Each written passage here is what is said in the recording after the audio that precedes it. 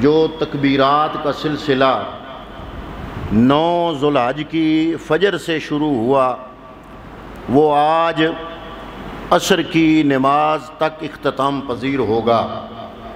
تو جب یہ دن آتے ہیں تو بندہ مومن کے دل میں 2 ہستیوں کی یاد تازہ ہو جاتی ہے۔ بلکہ میں عموماً کہتا ہوں، کل بھی ایک جگہ کل شریف تھی تو میں عرض کر رہا تھا کہ آپ اندازہ لگاؤ کہ ہزاروں سال گزر گئے ابراہیم علیہ السلام کو، اور اللہ نے کتنا خوبصورت اہتمام کیا۔ مجھے کہنے دیجئے کہ آج ہم اللہ کے نیک بندوں کے عرس مناتے ہیں۔ کسی کا عرس بیرا شریف میں منعقد ہوتا ہے، کسی کا عرس سیال شریف کے اندر منعقد ہوتا ہے، کسی کا عرس بیگام شریف کے اندر منعقد ہوتا ہے، کسی کا عرس للہ شریف میں منعقد ہوتا ہے، کسی کا عرس گولڈا شریف میں منعقد ہوتا ہے۔ اللہ رب العالمین نے ان 2 مقبول ہستیوں کی یاد تازہ رکھنے کے لیے مجھے کہنے دیجئے رب العالمین ان دنوں میں حضرت ابراہیم اور حضرت اسماعیل کا عرس مناتا ہے کہ جو لوگ عرس کے قائل ہیں ان کے گھروں میں بھی بکرے چھترے ذبح ہو رہے ہیں، اور جو لوگ عرس کے قائل نہیں ہیں اللہ نے ایسا بندوبست کیا ہے کہ ان کے گھروں میں بھی بکرے چھترے ذبح ہونے کا رب نے اہتمام کر دیا ہے۔ کبھی اپنے علماء سے سوال تو کیا کرو کہ جب اللہ کی رضا کے لیے قربانی ہے اور دن بھی سارے اللہ کے ہیں تو یکم ذوالحج کوئی کیوں قربانی ہم شروع نہ کر دیں؟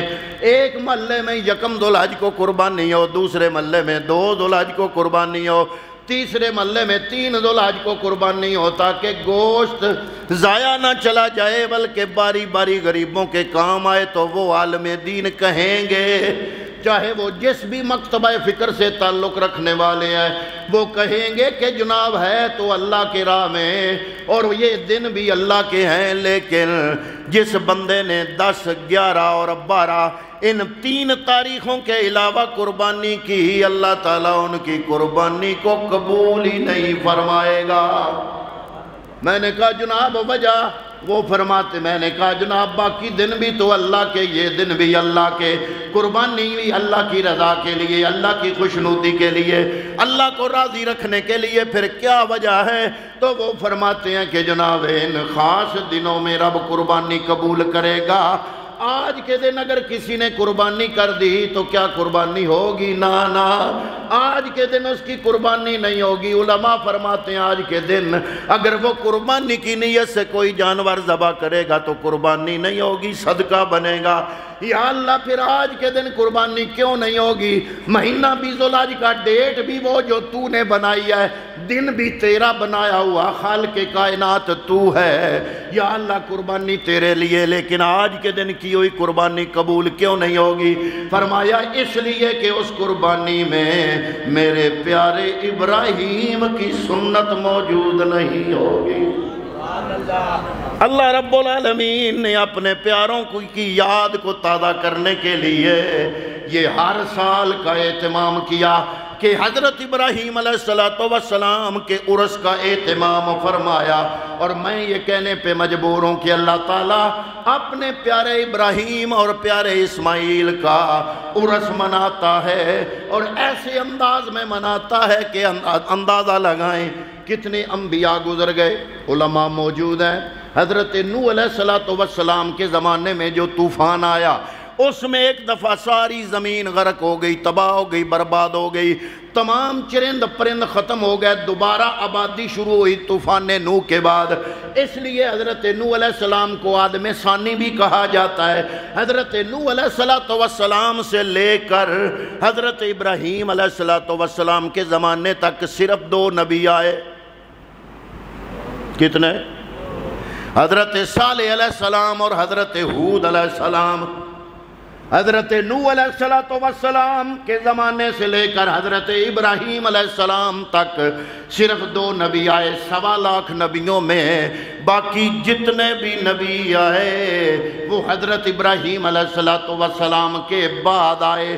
وہ بنی اسرائیل کے انبیاء، اور بنی اسرائیل کون ہے؟ اسرائیل لقب ہے حضرت یعقوب کا، یعقوب بیٹے ہیں حضرت اسحاق کے، اور اسحاق بیٹے ہیں جناب حضرت ابراہیم علیہ السلام کے۔ تو مجھے کہنے دیجئے کہ 1.25 لاکھ انبیاء، بنی اسرائیل کے سارے انبیاء حضرت ابراہیم کی نسل سے ہیں۔ اتنے انبیاء آئے گزر گئے، اتنی امتیں آئیں گزر گئیں، یہ آخری نبی آئے اور آخری امت آئی، اور جب آخری امت نماز میں ہوتی ہے، چاہے کسی بھی مکتبہ فکر سے اس کا تعلق ہو، چاہے شیعہ ہے، چاہے سنی ہے، چاہے بریلوی ہے، چاہے دیوبندی، چاہے اہل حدیث ہے، کوئی بھی مکتبہ فکر والا ہے، جب نماز پڑھتا ہے اللہ کی ثنا پڑھنے کے بعد، رب کی عظمت بیان کرنے کے بعد، انسانوں میں سے 2 ہستیوں کا نام لیتا ہے۔ ایک نام ہمارے آقا محمد مصطفیٰ کا نام ہے، اور دوسرا نام اللہم صلی علی محمد وعلی آل محمد کما صلیت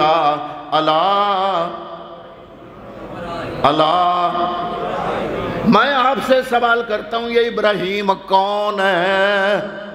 ہمارے نبی جن کا ہم کلمہ پڑھتے ہیں لا الہ الا اللہ محمد الرسول اللہ، وہ تو محمد مصطفیٰ ہیں۔ یہ کن کا نام آپ لیتے ہیں نماز کے اندر؟ تو آپ کہیں گے کہ جناب یہ ہمارے نبی کی جد ہیں، ہماری امت محمدیہ ہے، ہماری ملت ابراہیمی ہے۔ یہ جو ہم قربانیاں کرتے ہیں یہ ابراہیم کی سنت ہے، یہ ہم بچوں کو سنتی بٹھاتے ہیں، ختنے کراتے ہیں، یہ بھی حضرت ابراہیم کی سنت ہے۔ ہماری امت محمدیہ ہے، ہم شریعت کے اعتبار سے محمدی ہیں، ہم ملت کے اعتبار سے ابراہیمی ہیں۔ بندہ پروردگارم امت احمد نبی، بندہ پروردگارم امت احمد نبی، دوست دارم 4 یار تابع اولاد علی، مذہب حنفیہ دارم ملت حضرت خلیل، مذہب حنفیہ دارم ملت حضرت خلیل، اور دستگیر غوث اعظم زیر سایہ ہر ولی۔ یہ ہے جناب میرا عقیدہ، اور سارا عقیدہ ان 4 مصروں میں سمایا ہوا ہے۔ ہماری امت محمدیہ، شریعت کے اعتبار سے ہم محمدی ہیں، شریعت کے اعتبار سے محمدی ہیں، ملت کے اعتبار سے ہم ابراہیمی ہیں۔ سوال پیدا ہوا یا اللہ 1.25 لاکھ نبیوں میں یہ صرف حضرت ابراہیم کو ہی یہ فضیلت کیوں ملی؟ فرمایا جب روز ازل میں قرآن مجید میں مضمون بیان ہے، عالم ارواح کو رب نے بلا کے فرمایا الستو بربکم، میں تمہارا رب ہوں۔ ساری ارواح تھی، میں بھی تھا، اب بھی تھے جناب جی، ہمیں تو یاد نہیں۔ میں نے کہا جب روحیں جسموں میں ملوث ہوئیں تو جسموں کے اپنے تقاضے، روح کے اپنے تقاضے، روح کی اپنی غذا، جسم کی اپنی غذا، روح لطیف جسم کثیف، روح کی غذا لطیف جسم کی غذا کثیف، جسم کے اپنے تقاضے۔ جب روح جسموں میں ملوث ہوئی تو بھول بھال گئی پچھلے زمانے کی باتیں، لیکن جن کی روح اجلی ہوئی، جو اجلی روح والے ہیں، جو اچھے دل والے ہیں، اجلے دل والے ہیں، انہوں نے تو کہہ دیا کہ کن خدا نے جد فرمایا اساں وی کولے ہاسے ہو۔ حضرت سخی سلطان بہو رحمت اللہ تعالیٰ علیہ نے فرمایا اور لوگ بھولے ہیں تو بھول جائیں، یہ بھولے اس وقت ہیں جب یہ روح جسم کے اندر ملوث ہوئی تو بھول گئے۔ ہماری روح بھی اجلی، ہمارا دل بھی اجلا، ہم نہیں بھولے۔ کیوں؟ اس لیے کہ روح ابھی تازہ ہے، روح اپنے تقاضوں کے مطابق ہے، روح کو غذا ملتی ہے، روح اپنی منزل اور مقام پہ قائم ہے۔ اس لیے کن خدا نے جد فرمایا اساں بھی کولے ہاسے ہو۔ ہکے لا مکان اساڈا اکے آن بت اندر پھاسے ہو ارے نفس پلیت پلیتی کیتی اصل پلیت تناسے ہو یہ نفس پلیت نے پلیتی کیتی تو روح بھی بھول گئی بندہ بھی بھول گیا عالم ارواح کے تمام احوال بھول گیا لیکن جب نفس پلیت نے پلیتی نہ کی ہو اور یہ نفس پلیت بندہ مومن کے اپنے ہاتھوں میں ہو دل بدستاور کے حج اکبر است از ہزاراں کعبہ یک دل بہتر است کعبہ تعمیر خلیل اطہر است و دل گزرگاہ جلیل اکبر است جن کے دل اتنے صاف شفاف اور پاک اور طیب اور طاہر ہوتے ہیں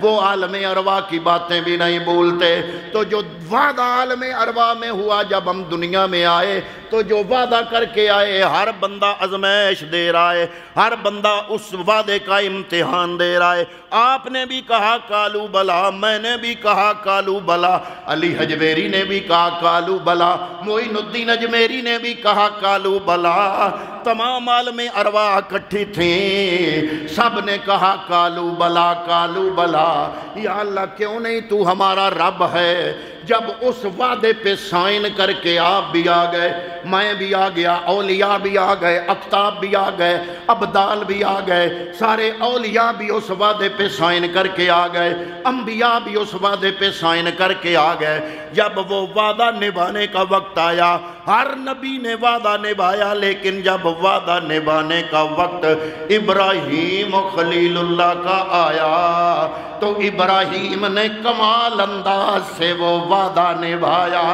جب خدا کی ساری خدائی میں خدا کا نام لینے والا کوئی نہیں تھا ابراہیم علیہ السلام نے اس وقت اپنے رب کا نام بلند کیا اور جب نام بلند کیا تو رب نے فرمایا ابراہیم میں دیکھنا چاہتا ہوں ٹھکور کے میں آزمانا چاہتا ہوں امتحان دے کے کہ تم نے خدا کی ساری خدائی میں خدا کا نام لیا اس اللہ کا نام لینے میں تم کتنے سچے ہو 15 سال کی عمر سے حضرت ابراہیم علیہ السلام غار سے باہر نکلے اور رب کا نام پکارنا شروع کیا حضرات محترم بات بڑی لمبی ہے لیکن میرے پاس اتنا وقت نہیں نہ آپ کے پاس اتنا ٹائم ہے کہ میں سارا واقعہ بیان کروں لیکن میں تمام واقعے کو لپیٹ کے سمیٹ کے آپ کے گوش گزار کرنا چاہتا ہوں آپ کی سماعتوں کی نظر کرنا چاہتا ہوں المختصر جب بت خانے میں جا کے سارے بتوں کو پاش پاش کر دیا قوم میلے سے واپس آئی دیکھا کہ سارے بت پاش پاش ہیں بڑے بت کے کندھے پہ کلاڑا ہے انہوں نے کہا یہ کس نے کیا ہوگا وہ بولے کہ ابراہیم ہی ہمارے خداؤں کے خلاف بولتا تھا آؤ اس سے جا کے پوچھتے ہیں کہ ابراہیم تم نے تو یہ کام نہیں کیا اللہ نے قرآن مجید میں سارا واقعہ بیان کیا ہے جب ساری قوم ابراہیم علیہ السلام کے پاس آئی تو آ کے کہتی کیا ہے انت فعلت بآلہتنا انت فعلت بآلہتنا یا ابراہیم اے ابراہیم ہمارے خداؤں کے ساتھ یہ کام کیا تم نے کیا ہے آپ نے یہ نہیں فرمایا میں نے نہیں کیا فرمایا بل فعلہم کبیرہم وہ جو وڈیرا جس کے کندھے پہ کلاڑا تھا اس سے تو پوچھتے یہاں پر بھی مقصد جھوٹ بولنا نہیں مقصد یہ ہے کہ قوم کی نفسیات کو جھنجھوڑا جائے کہ خدا وہ نہیں ہوتا جس کو اپنے ہاتھوں سے بنایا جائے جس کو تم اپنے ہاتھوں سے بناتے ہو وہ تمہاری مخلوق ہے خالق نہیں تم اس کے خالق ہو اس بت کے تم خالق ہو یہ عجیب بات ہے خالق اپنی مخلوق کو سجدہ کر رہا ہو ارے سجدہ کے قابل تو وہ ہے جس نے تم کو بنایا جو تمہاری مخلوق نہیں بلکہ تمہارا بھی خالق ہے آپ نے نفسیات کو جھنجھوڑا فرمایا جو بڑا بت ہے اس سے پوچھو قوم نے کہا کہ وہ کب ہماری بات سنے گا کب جواب دے گا یہ تم بھی جانتے ہو آپ نے فرمایا کلاڑا تو بڑے کے کندھے پہ ہے انہوں نے کہا آپ بھی جانتے ہو کہ وہ یہ کام نہیں کر سکتا فرمایا جب اپنی زبان سے ہی کہتے ہو کہ نہ نقصان دے سکتا ہے، نہ نفع دے سکتا ہے، نہ بول سکتا ہے، نہ سن سکتا ہے، نہ سمجھ سکتا ہے، تو بولو وہ خدا کیسے ہو سکتا ہے؟ مقصد واقعہ بیان کرنا نہیں، مقصد نفسیات سمجھو، نفسیات سمجھو۔ آج تم نے بھی کہا میرا رب اللہ، میں نے بھی کہا میرا رب اللہ، لیکن جب ہم پہ آزمائش آئی، ہم بھی تو اس الست بربکم کا جو جواب ہے قالوا بلا، اس کا امتحان دینے دنیا میں آئے ہیں۔ میری بھی آزمائش ہوئی، آپ کی بھی آزمائش ہوئی، جب ہم نے کہا کہ اللہ ہمارا رب ہے، اور جب بیٹے کو باہر بھیجنے کا وقت آیا، سیاسی پناہ حاصل کرنے کا وقت آیا، تو میں نے فارم میں لکھ دیا استغفر اللہ استغفر اللہ، نقل کفر کفر نہ باشد، میں قادیانی ہوں۔ صرف دنیا کے فائدے کے لیے اپنے آپ کو مرزائی لکھ دیا، لکھ کے دے دیا، نیچے سائن بھی کر دیے۔ کیوں کیا بھائی، کیوں کیا؟ اس نے کہا جناب دنیا کا فائدہ حاصل کرنے کے لیے، باہر جانے کے لیے۔ میں نے کہا تم نے دنیا کا فائدہ حاصل کرنے کے لیے تم رب بھول گئے۔ حضرت ابراہیم نے یہی تو نظریہ دیا کہ جب کہہ دیا ہمارا رب اللہ ہے تو پھر ڈٹ گئے۔ ان الذین قالوا ربنا اللہ ثم استقاموا، پھر اس پہ قائم ہو گئے، حضرت ابراہیم اس پہ قائم ہو گئے۔ شکایت پہنچی نمرود کو کہ جناب ہمارے خداؤں کا دشمن، اس نے خداؤں کو توڑ دیا ہے، بڑی گستاخی کی ہے۔ نمرود نے مشیروں کو بلایا، وزیروں کو بلایا، پوچھا اپنے خداؤں کے دشمن سے کون سا سلوک کرنا چاہیے؟ المختصر قوم بولی اس کو جلا دو۔ نمرود نے حکم دیا، اس کی پوری زمین پر بادشاہ تھی، 4 بادشاہ ایسے گزرے جن کی پوری زمین پر بادشاہ تھی، 2 کافر ہوئے، 2 مسلمان ہوئے۔ ان 2 کافروں میں ایک یہ نمرود بھی تھا، اس نے حکم دیا پوری مملکت کے اندر کہ جناب لکڑیاں اکٹھی کرو۔ لکڑیاں اکٹھی ہونی شروع ہو گئیں، پتہ نہیں کتنے 100 گز چوڑائی اور لمبائی میں۔ آگ لگا دی گئی، آگ آسمانوں سے باتیں کر رہی ہے۔ ابراہیم علیہ السلام کو بلایا گیا اور کہا گیا، نمرود نے کہا کہ خدا کی ساری خدائی میں اس خدا کا نام لینے والا اکیلا تو ابراہیم ہے، اگر یہ نام لینا چھوڑ دے تو کیا ہوگا؟ یہ اس آگ سے بھی بچ جاؤ گے، جان بھی بچ جائے گی، لیکن نہ صرف جان بچے گی، میں نمرود پوری زمین کا بادشاہ، میں اپنے اس تخت کے ساتھ تمہیں سیٹ دوں گا، تمہاری کرسی اپنے تخت کے ساتھ رکھوں گا، تمہیں وزارت سے نوازوں گا، ساری دنیا کی دولت، امارت اور حکومت تمہارے قدموں کے نیچے ہوگی، تخت تمہارے قدموں کے نیچے، اقتدار تمہارے قدموں کے نیچے، دولت تمہارے قدموں کے نیچے، پوری کائنات میں جس خاندان میں چاہو گے تمہاری میں شادی کرا دوں گا۔ مطالبہ صرف ایک ہے کہ جو اللہ کا نام کوئی بھی نہیں لیتا تم بھی چھوڑ دو۔ حضرات محترم، علامہ اقبال کہتا ہے ایک طرف عقل ہے، ایک طرف عشق ہے۔ عقل کہتا ہے ابراہیم جان بچا، عشق کہتا ہے اب ہی تو موقع ہے یار پہ قربان فرما۔ حضرات محترم، عقل مصلحت سوچتی ہے، عقل نفع و نقصان سوچتا ہے۔ ایک طرف جام و سبو، ایک طرف دار و رسن، ایک طرف جام و سبو، ایک طرف دار و رسن، ہے کڑا یہ امتحان دیکھیں کدھر جاتا ہے دل، اور مصلحت اندیش دانش رہتی ہے حیرت زدہ، ہنستے ہنستے سیل آتش میں اتر جاتا ہے دل۔ اور علامہ اقبال قلندر لاہوری تڑپ اٹھا، اس نے کہا بے خطر کود پڑا آتش نمرود میں عشق، عقل ہے محو تماشائے لبے بام ابھی۔ حضرات محترم، جب پھینکنے کے لیے آگ کے قریب آئے تو آگ تھی آسمانوں تک، جتنی اونچائی چوڑائی لمبائی، آگ کی حرارت بھی اتنا رقبہ گھیرتی ہے نا، تو آگ کی حرارت قریب نہیں آنے دے رہی۔ پریشان ہے، پھینکنے کے لیے قریب جانا پڑے گا، لیکن پھینکنے کے لیے قریب جائیں گے تو کیسے جائیں گے؟ آگ کی تپش ہی بہت زیادہ ہے۔ یہ ابلیس بندہ بن کے آ گیا، اس نے جہنم کے دروازے پہ منجنیق لگی ہوئی دیکھی تھی، اس نے کہا اس طرح کھجور کے تنے لو، ان کو جوڑو، ایسے منجنیق بناؤ، اس کو اس میں بٹھاؤ جیسے پینگ ہوتی ہے، تو اس کو دھکا دو، تو جب یہ منجنیق آگے جائے گی تو ابراہیم آگ میں گر جائیں گے۔ تو حضرت ابراہیم علیہ السلام کو منجنیق تیار کر کے بٹھایا گیا، جبریل امی حاضر ہوئے، عرض کیا ابراہیم خلیل اللہ اگر کوئی حکم ہے تو پیش کیجئے، میں وہاں جا سکتا ہوں جہاں کوئی بھی نہیں جا سکتا، کوئی حاجت ہے تو مجھے بتائیے۔ یہ بھی امتحان ہے، کڑا امتحان، جس رب کے نام پہ اتنا سٹینڈ لیا، اس رب کی ذات پہ کیا توکل کرتا ہے ابراہیم یا نہیں؟ ایک ہم ہے، تھوڑی سی پریشانی آئی، 2 نمبر پیروں فقیروں کے نرغے میں آ گئے، بکرا چھترا لینے والے پیروں فقیروں کے نرغے میں آ گئے، تھوڑا سا مسئلہ بنا تو جادوگروں کے نرغے میں آ گئے، اپنا ایمان بیچ دیا اور اس کو کہا کہ جو مرضی آئے کرو، میں تمہیں بکرے دوں گا، چھترے دوں گا، یہ کام ایسے ہونا چاہیے۔ حضرات محترم، ہمارا حال تو یہ ہے، میں اگلے دن بھی بیان کر رہا تھا کہ بچہ ہو جائے نا بیٹا تو کہتے ہیں ہونا کیوں نہیں سی، پیران دی دعا آئی، پترے دا نا ہی پیران دیتا رکھ چھڑیا، تو خدا نہ کرے آ گئی موت، اللہ دی مرضی،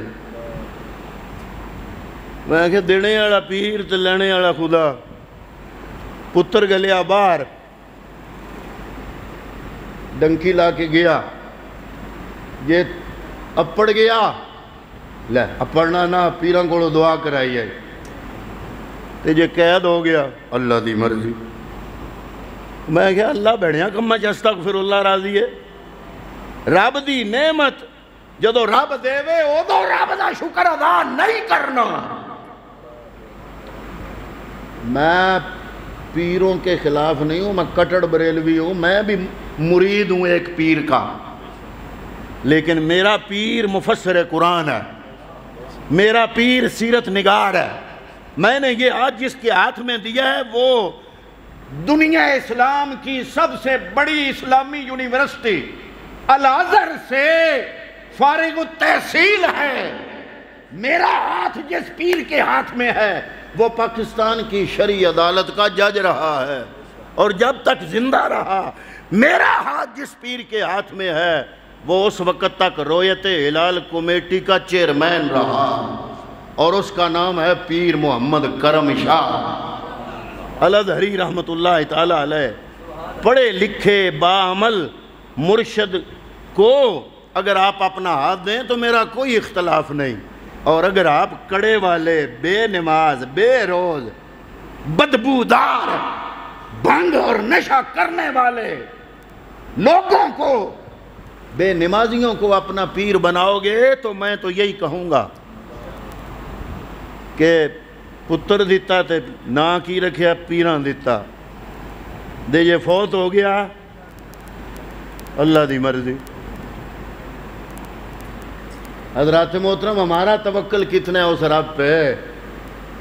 میری ایک بات کا جواب دیں آپ، اس پوری کائنات میں سب سے زیادہ آپ سے محبت کرنے والا کون ہے؟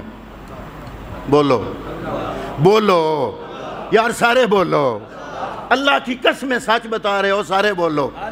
پوری دنیا میں سب سے زیادہ محبت کرنے والا کون؟ پوری دنیا میں سب سے آپ کے قریب کون؟ پوری دنیا میں سب سے زیادہ سخی کون؟ پوری دنیا میں سب سے زیادہ ہر شے پہ قادر کون؟ تو یہ سارے جب اللہ کے کام ہے تو اپنی نسبت اور تعلق اللہ سے مضبوط بنا۔ وہ کیسے مضبوط ہوگا؟ اللہ سے جان پہچان بناؤ، اللہ سے اللہ سے اپنی جان پہچان بناؤ، اللہ سے اپنا قرب بڑھاؤ، اللہ کے قرب میں جانے کی کوشش کرو۔ مولوی صاحب اللہ کا قرب کیسے ملے گا؟ میں نے کہا پوچھو بزرگوں سے جنہوں کو اللہ نے اپنا قرب دیا۔ اللہ کے قرب کی پہلی سیڑھی فرائض کو ادا کرنا ہے۔ 5 وقت کی نماز، 1 مہینے رمضان کے روزے، اگر حج فرض ہے تو 1 حج، اور اگر زکوٰۃ فرض ہے تو ہر سال 1 بار زکوٰۃ۔ یہ ہے جناب فرائض بندہ مومن کے۔ اگر اللہ کے قرب میں جانا چاہتے ہو، اللہ کے قرب کی پہلی سیڑھی فرائض کو ادا کرنا، حرام کاموں سے بچنا۔ اس کے بعد سفر شروع ہوگا نوافل کا۔ جب نوافل کا سفر شروع ہوگا اور عہد و وظائف کا سفر شروع ہوگا، پھر تمہیں مرشد کی ضرورت پیش آئے گی۔ پھر وہ میں قربان جاؤں اس مرشد پہ جو بندے کا ٹوٹا ہوا تعلق اپنے رب سے جوڑنے کے لیے اس کے دل کو صاف اور شفاف بنا دیتا ہے۔ ایسے مرشد پہ میں بھی قربان۔ میں ایسے مرشد کے پاؤں کے جوتے کی خاک کے برابر بھی نہیں ہوں۔ وہ اعلیٰ لوگ ہیں، نگاہ مرد مومن سے بدل جاتی ہیں تقدیریں، جو ہوزوں کے یقین پیدا تو کٹ جاتی ہیں زنجیریں۔